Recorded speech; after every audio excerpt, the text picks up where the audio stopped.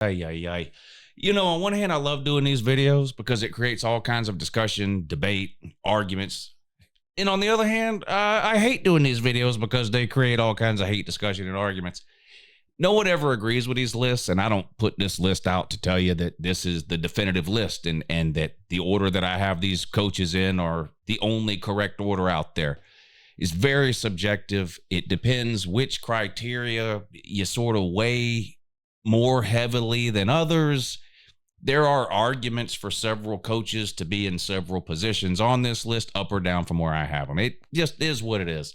I'm doing a call-in show tonight, so feel free to call in tonight at 9 p.m. Eastern time and argue with me or tell me why I'm wrong or give me your list or whatever. But we are going to go ahead and rank the head coaches in the SEC.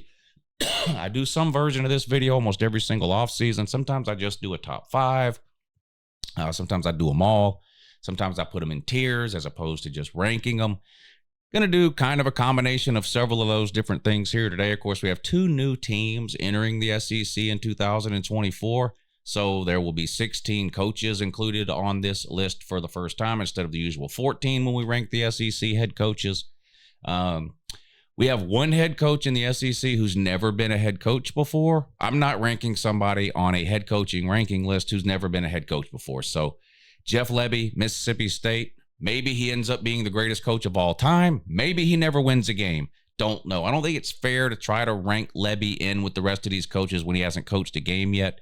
So I've got Lebby at the bottom of the list, not because I necessarily think he's the worst coach in the SEC. It's just that there's no real way to know. The guy's never been a head coach before. He's been an offensive coordinator, most recently at Oklahoma. So, we'll see. There's no, whatever. I'm not here to give any sort of opinion on Jeff Lebby, but what I'm going to do first is I'm going to put these coaches in some tiers. And then I guess if you want me to, I know you want me to, I guess I'll go through and actually rank them 1 through 16 or 1 through 15 because Lebby's not really going to be ranked. But I wanted to start off with putting these coaches into several different tiers. And I didn't intend to do that in the beginning. But it's really hard to rank some of these coaches. Some are easy. Some are really hard. So I started off by putting them into tiers to make it easier for myself to rank them. And I've decided now to just kind of leave them in these tiers and I'll get to the ranking, I guess, at the end. But anyway, one thing that I am pretty sure on, in fact, this is probably the one spot I'm most confident in terms of I really feel like everybody should have this coach ranked here, and that's Kirby at number 1. I realize I'm a Georgia fan, so you can type that in the comments if it makes you feel better. You can't find a coach's ranking list anywhere on the planet that doesn't have Kirby Smart at number 1. You just can't. Whether you're talking SEC coaches or you talk about the entire college football landscape, you're not going to find a list anywhere that doesn't have Kirby number 1. So yeah, I'm a Georgia fan. There's no justification right now for putting anybody in the SEC ahead of Kirby. There's just not. He's got 2 national titles. Nobody else in the SEC has any. They've got 0. There's not a single coach in the SEC right now that's ever beat Kirby Smart. Now, some of these coaches are new and haven't had an opportunity to beat Kirby Smart yet.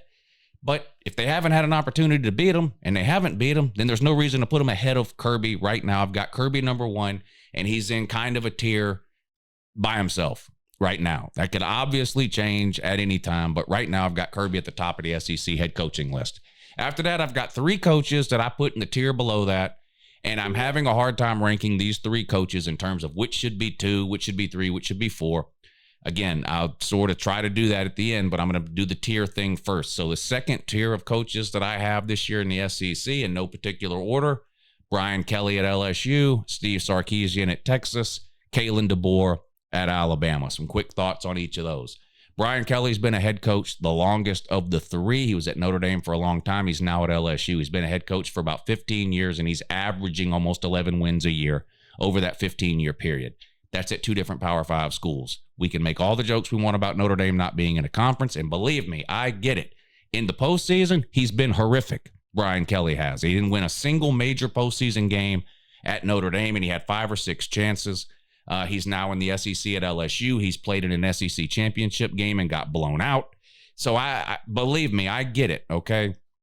I get the knocks on Brian Kelly, but it is extremely hard to coach for that long in the Power Five and average 10, 11 wins a year. I'm not here to tell you he's number two. I've got these in no particular order, this second tier, but, Brian Kelly wins a lot of games. He's now at LSU. 10 wins each of the first 2 seasons, I believe, right? I think he got to 10 wins after the bowl game this past season. The defense was obviously a huge disappointment, but he had a Heisman winning quarterback, made the SEC championship game the year before. I've got Kelly in the second tier. Steve Sarkisian also in the second tier. Up and down coaching career for Steve Sarkisian. We have to remember that Texas is not his first stop as a head coach. Now, I give more weight to where the coach is at now as a head coach versus where he was maybe at a previous spot or 10 years ago or something like that. He's obviously a much better head coach in a much better position right now at Texas than he was previously at places like Southern Cal. He sort of did his rehab tour through Alabama and different things, and he's got Texas on the right track. The recruiting is through the roof. They made the playoffs this past year after winning the Big 12 for the first time in a while. And he appears to have Texas headed in the right direction. And it doesn't look like what's going on at Texas is sort of a one and done deal. It doesn't look like a TCU to me. Okay, does it to you? It doesn't look like a Washington to me. No offense to the Washington fans. Washington was great last year. They're going to be terrible this year. Okay, they lost 21 of their 22 starters. They don't recruit very well. They got a brand new coaching staff. They're falling off the map. I don't see that happening for Texas. I'm not here to tell you they're going 100-0 this year and winning the SEC and a national title. We'll get to predictions for this year's team later on in the offseason. But Sark, it appears to me that Sark has built a stable platform at Texas that offers them a very high floor. In other words, I would be completely shocked if we saw Texas with a 6-6 season anytime in the next 4 or 5 years. It would blow my mind if something like that happened. I think they're going to be really good for the foreseeable future. Sark's in my second tier. Kalen DeBoer is in my second tier. He's only been a Power 5 head coach for 2 years. I don't count anything in the NAIA and all the FCS and all that. Yes, he was good there. That's a totally different ballgame than what he's dealing with in the Power 5. But he's been a Power 5 head coach for 2 years at Washington. Second year in particular, really, really good. But even the first year, I think he only lost 2 games. Is that right? And his last year only lost 1. Of course, 1 to Pac-12. Beat Oregon not once but twice. And that's impressive. And, a lot of people crap on Oregon for sort of choking or losing the big game or whatever you want to call it over the last couple of years. But the reality is beating them is hard to do, and beating them twice is hard to do. And Kalen DeBoer in Washington did that last year. They beat them in the regular season. They turned around. They beat them again in the Pac-12 title game. And Washington was underdogs in both of those games. And Kalen DeBoer won the game, won the Pac-12, made the playoffs, won a playoff game over, I believe, Steve Sarkisian. Didn't they beat Texas? Yeah, Michigan beat Bama. Washington beat Texas. I mean, it's hard to deny what DeBoer has done. The only knock really you could come up with on DeBoer, and you really have to be trying to knock him, the only knock you can come up with DeBoer so far in his coaching tenure is that it ain't very long. If you're talking Power 5, he's only been doing it for 2 years. Both years were extremely successful, though. Last year, obviously, more successful than the first. And then the recruiting is, I would call, a question mark. There's no proof that he's a terrible recruiter. You look at where he recruited at Washington, and it's about where you would expect Washington to be recruiting. He's done well in the transfer portal, which is important to keep in mind when you're ranking coaches these days, right? I can't think of an example off the top of my head in the SEC, but if we go to the ACC here, if I do this video for the ACC and I get to talking about Dabo Swinney, I'm going to knock him in my ranking based on his use of the transfer portal, which is non-existent. You can't ignore a huge part of talent acquisition in college football and expect to be, it's just not going to work. He's done well in the transfer way, brought Penix in at Washington, and we saw what that did for them there. They've worked they've got some people in through the portal already in his time at Alabama. The portal window, of course, is open now. It just opened again today. I expect DeBoer and Alabama to bring other players in. So I would describe his recruiting as a question mark. So far at Alabama, I think it's off to a good start. We'll see what his first recruiting class ends up looking like and the recruiting classes going forward. But it's hard to find a knock on DeBoer. It's hard not to have him in this second tier of coaches. Okay, he's only been a head coach for 2 years. That's one way to look at it. The other way to look at it is he's made the playoffs half the years he's been in the Power Five. That's pretty good. I've got Brian Kelly, Steve Sarkisian, and Kalen DeBoer in my second tier. On to the third tier. Again, this is one where I had a really hard time ranking who should be where exactly in this tier. I've got Lane Kiffin, Josh Heupel, Eli Drinkwitz. Let's start with Lane Kiffin. He's at a place, Ole Miss, that really has no football tradition at all in terms of top 10 or SEC titles or national titles or being considered a blue blood. It's not, Ole Miss has been basically kind of a doormat program in the SEC for most of its existence. What Lane Kiffin has done there, particularly over the last 2 years, has forced me to reevaluate my assessment of Lane Kiffin.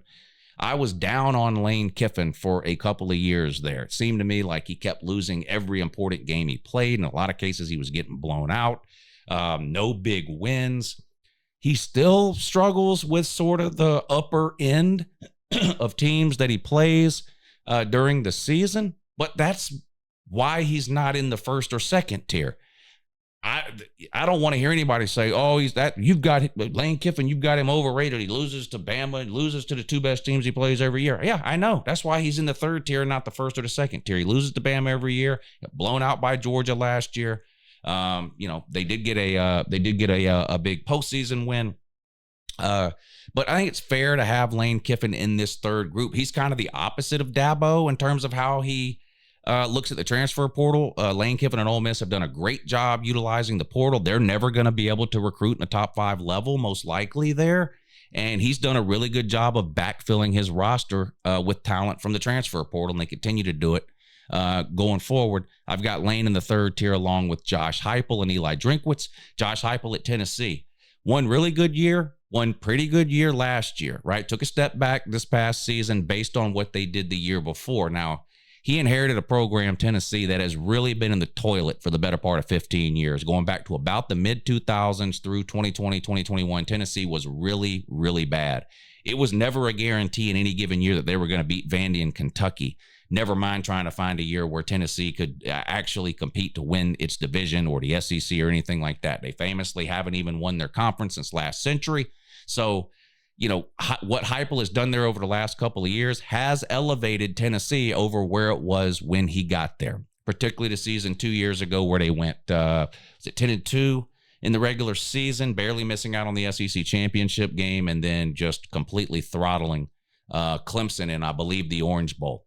This past year, they took a little bit of a step back. I think they lost 4 games. Hendon Hooker left, and they went with Joe Milton, and that just didn't work out. This year, they've got Nico. A good group of wide receivers comes back. Josh Heupel's done pretty good recruiting. He's not in the elite level. In fact, they should probably be recruiting a little bit better based on the fact that they've had 2 of their best years in a long time in the last 2 years. I would have expected Tennessee's recruiting to be a little bit better than what it has been over the last year or so, and we'll see if it continues to improve. We'll see what they do with the transfer portal, and I still have questions about their commitment to defense. We'll see what happens with them this year, but I've got them in the same sort of tier, this third tier with Lane Kiffin and Eli Drinkwitz. Eli Drinkwitz, this was a tough one for me. He barely made this tier. Barely. I almost had him in a tier lower.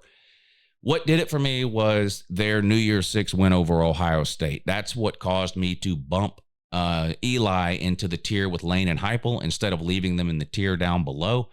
Now, he's done nothing at Missouri up until last year. I think it was his 3rd or his 4th year, and he was basically a 500 coach until last year. Now, last year obviously was great. They blew out Tennessee. A great game with LSU during the regular season where they did they win that one? Who was it that kicked the field goal at the end of that? Was that even the anyway? Doesn't matter. They were 10-2. They played Ohio State in a New Year's 6 game and beat them. A pop year for Mizzou. Now the question about Mizzou, and it'll be answered this year, is Missouri a team that has elevated and increased their floor to that point, like I think Texas has, right? Because Texas has some bad years. I mean, Texas had some 5-6 win seasons, Texas had some years where they were losing to Kansas. Did they lose to Kansas 2 years in a row? Right? They, in my opinion, Sarkisian has elevated Texas to floor to a point where that's not happening anymore. What about Eli Drinkwitz at Missouri? I don't know. They were good last year. They're in a lot of people's top 10, top 15 heading into next season. Can they continue this momentum forward for a second year? If they do, then Drink probably deserves to be in this tier. And depending on how far they go this year, maybe even considered to be bumped up to another tier. It's possible, though, that last year was just a TCU or a Washington year, sort of a 1 year pop and then back down to where they have been. That is possible. I don't know that I would predict that, but when you have a team that's only done that once, it's hard to be fully confident in their ability to do it again. But I do have them in a group right now, the third group: Lane Kiffin, Josh Heupel, Eli Drinkwitz. The group below that: Mark Stoops, Mike Elko, Brent Venables, Hugh Freeze. Let's start with Hugh Freeze, the last one here. Now, Hugh Freeze has had some really good seasons in the past in the SEC at Ole Miss. He then had some really good seasons at Liberty. Now, I discount that a little bit because that's a group of five. I don't give group of five records or success the same sort of weight that I do Power Five. Now, he had Power Five success at Ole Miss. Here's the issue: he was cheating. Now, whether he was cheating or people around him, or whatever the case, they were buying recruits. I'm not getting into all that. He was fired. They were placed on probation. That's not my opinion. That's just what was happening. That doesn't mean he's a bad coach. In fact, I've said numerous times about Hugh Freeze that I think he's a massive upgrade for Auburn over Brian Harsin. He beat Alabama and Nick Saban a time or two at Ole Miss. He had some good years there. The recruiting was good there. Again, some of that was through cheating. Now, the cheating that he was doing is now legal. And he's at a place now that's easier to recruit to than he was before. He's at Auburn now, so we'll see what all that means going forward. The first year was not good for Hugh Freeze. It was bad, but he inherited a really bad situation. And another thing I've said about Hugh Freeze a million times, I like Hugh Freeze as an offensive mind. I have a lot of trust and faith in Hugh Freeze's ability to put a productive offense on the field if and only if he has his quarterback, a quarterback that can run his offense. And last year, and it looks like maybe this year, Auburn does not have that. And in certain offenses, certain coaching schemes, certain philosophies are much more quarterback dependent than others. Hugh Freeze is one that is very quarterback dependent. Josh Heupel's offense is one that is very quarterback dependent, as opposed to, say, a Georgia or maybe a Michigan who is not necessarily as QB centric as a Hugh Freeze team. But I've got him in this fourth this fourth tier, if you want to call it that, with Mark Stoops, Elko, and Venables. Up to Stoops, I think Stoops is peaked. I look at Stoops now very similarly to the way I look at Matt Campbell. If Matt Campbell wanted to leave Iowa State, and look, he doesn't, or maybe he doesn't, or whatever, and that's great. He doesn't have to. He's welcome to stay there and be happy and whatever. But they were at their peak a couple of years ago, in my opinion, Iowa State and Matt Campbell. I don't think they're getting back to that anytime soon. If he wanted to leave, he probably should have done it then. I think the same is probably going to end up being true for Stoops. I think if he wanted to get out of Kentucky for what he considers, or what a lot of us would consider to be, a better football job, I think he probably should have done it a year or two ago. I don't think Kentucky is going to find themselves ranked in the top 15 very many more times under Mark Stoops. And that was the case for them for a couple of years. I do think he's a really good coach. I mean, we all know that, talked about Ole Miss's history. Kentucky's is just as bad when it comes to football, especially in the last 50 years. And he has elevated that program to places where it hasn't been in 30 years or more. So I still think he's a good coach. I don't know if he's ever going to get higher than this tier now, though. A couple of years ago, probably would have considered having him in that tier that Lane, Heupel, and Drinkwitz are in, sort of that third tier. Now he's down in that fourth tier, and I don't know if he'll ever make it back up. Doesn't mean I don't think he's a good coach. He is a good coach. They use the portal a lot, particularly with the quarterback position. And if they ever strike gold there and they find a wide receiver or two, which they've struggled to do, then who knows? Maybe they can put together another, a 10-win season or something like that. But it appears to me that Kentucky's best days under Mark Stoops might be behind them. I've got him in this category with Freeze. Elko, he a brand new head coach at Texas A&M, but he has been a Power 5 head coach at Duke, and what he did there was remarkable. Whatever you think about Duke, and more importantly, whatever you think about Texas A&M, and sort of how underachieving, and they haven't won a conference since whatever year, and Jimbo Fisher and the whole mess that went on there, he's going to have a lot more to work with in every way imaginable at Texas A&M than he had at Duke. Now, it's also true the schedule is going to be a lot tougher. At Duke, he was having to worry about, beating Clemson and then Wake Forest. Now he's at Texas A&M. He's got to beat Texas and then Bama and then Georgia and then Tennessee and then Ole Miss and then LSU and then Florida. It's just a tougher schedule for him there, tougher road there. But he's going to have more money. He's going to have better facilities. He's going to have a much higher recruiting budget. He's going to have anything he wants, basically. I don't know how much success he's going to have there. I do think he'll have more success than Jimbo Fisher had there. Whether that means he's a better coach than Jimbo Fisher or not, we can argue about that a couple of years down the road. I think the Jimbo Fisher thing was a bad fit there, and it just never worked. Jimbo Fisher was a little bit too hard-headed offensively. Elko has been at Texas A&M before as a defensive coordinator. He understands sort of the culture there, the kind of cult-like mentality, honestly, that goes on there. And I think he'll be able to fit in and do okay there. And then I've got Venables also in this tier. 10 wins last year. They lost the 2 games by, I think, only 8 points or whatever. I am so on the fence about Venables, and I hate being that way. I usually like to have an opinion one way or the other and be dead set in that opinion, and I'm right and you're wrong and that whole deal. Y'all know how I am. I cannot make up my mind about Venables. Has Oklahoma been bad during his first 2 years? No. They were pretty bad the first year, but they were a good team last year. They had amazing quarterback play out of Dillon Gabriel. They beat Texas in an amazing game, and it was a pretty good year.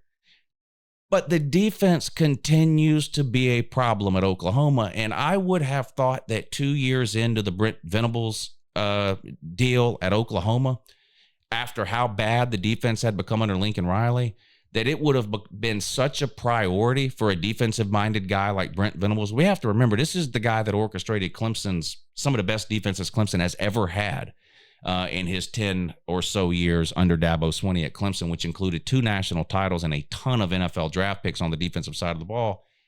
It's hard to tell a big difference in the first 2 years between Venables and Lincoln Riley when it comes to the defensive side of the ball. Under Lincoln Riley, they were ranked in the 100s, the 100 teens, and even the 120s in a lot of defensive categories.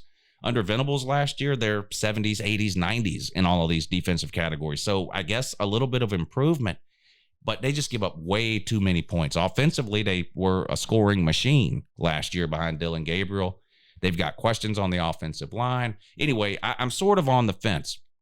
Venables, 2 or 3 years down the road, I could see Brent Venables being all the way up in the first or second tier of this list. If things go sideways for him with Oklahoma making their way into the SEC, I could see him falling down a tier. I am so on the fence on Venables. I really don't know what to say about it. The next tier after that, just 2 teams, Sam Pittman and Shane Beamer. These are the coaches of Arkansas and South Carolina, respectively. Now, 2 programs who have never really done anything in the world of college football within the SEC. South Carolina has never won the SEC, nor has Arkansas. There's 2 sort of bottom-feeding programs. Again, I'm not putting them down now. I'm talking about when you consider these 2 programs throughout the history of the SEC. Both of these coaches had much more success early on than anticipated by almost anybody. Arkansas found themselves ranked in the top 15 a couple of years ago during the season, and it didn't last long. But they had much better years in Sam Pittman's first 2 years than anybody thought they would have.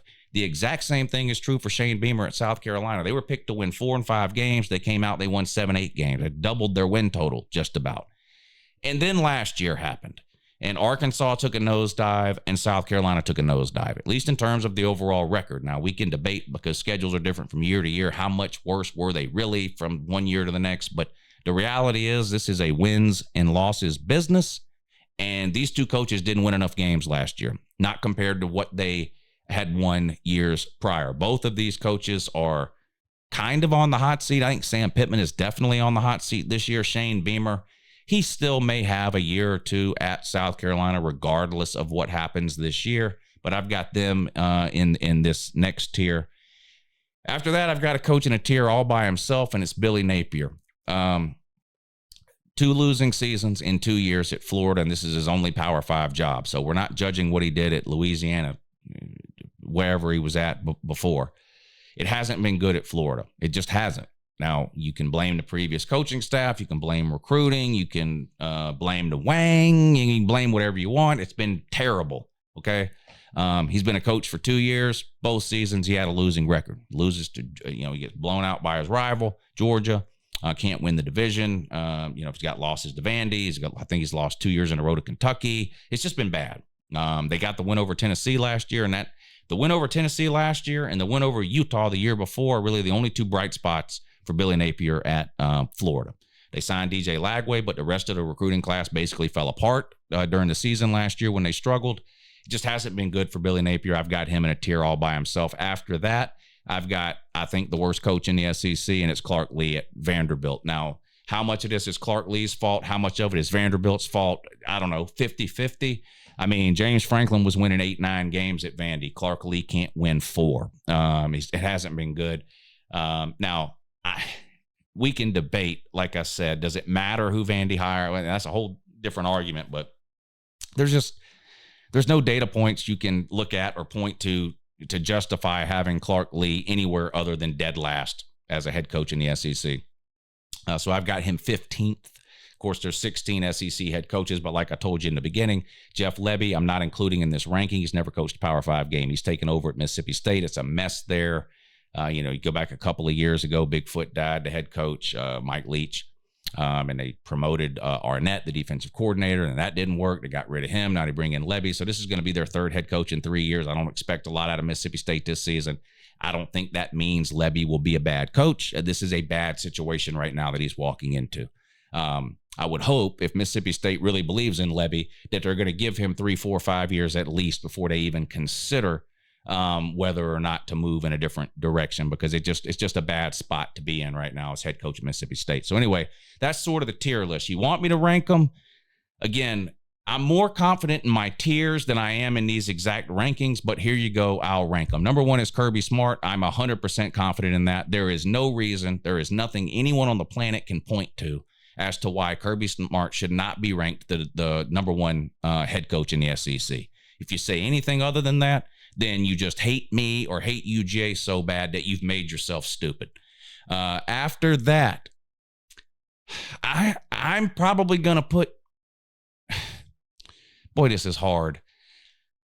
I could put Brian Kelly too, because he's been doing it for so long and winning 10 plus games a year at 2 different Power 5 schools. I could put Sarkisian at 2 because I think they're probably the best program of those 3 right now. I could put Kalen DeBoer at 2 because he made the playoffs in his 2nd year at Washington in a Power 5 team. There's arguments for all of these coaches to be at 2. I'm going to go with DeBoer. I'm going to put DeBoer at 2. I'm going to put Sark at 3, and I'm going to put Kelly at 4. And here's my reasoning. I value making the playoffs. I just do. I value the postseason. What Brian Kelly did at Notre Dame, while it is impressive, it's not as impressive as winning a conference anywhere. It's just not, to me, okay? And when he did go 11-1 or 12-0 in the regular season and avoid a 13th game by not playing in a conference championship game, and he got placed into a high-end bowl game, he got humiliated time and time again. So that's why I've got him at 4. I've got DeBoer ahead of Sark. Why? Well, he beat him. That's why. They played last year. DeBoer beat him with Washington. That's it. But again, so I'm 100% confident in Kirby at 1. I'm less than 50% confident in 2, 3, and 4. Those are 2, 3, and 4. I'm 100% confident that those 3 coaches should be ranked 2, 3, and 4. I'm about 50% confident in the order that I have them in. All right. After that, my next group was Lane, Heupel, and Drinkwitz. I am going to put Lane Kiffin 5th. So Kirby, DeBoer,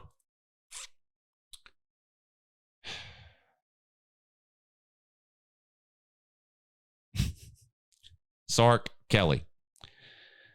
Lane Kiffin would be 5th.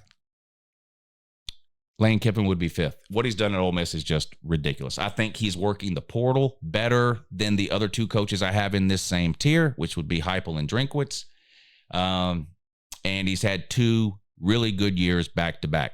I'd have Josh Heupel next. Josh Heupel had 1 really good year 2 years ago and a pretty good year last year. Drinkwitz had 1 really good year last year, and other than that, he's a 500 coach. So Kirby 1, DeBoer 2, Sarkisian 3, Brian Kelly 4, Lane Kiffin 5, Josh Heupel 6, Eli Drinkwitz 7.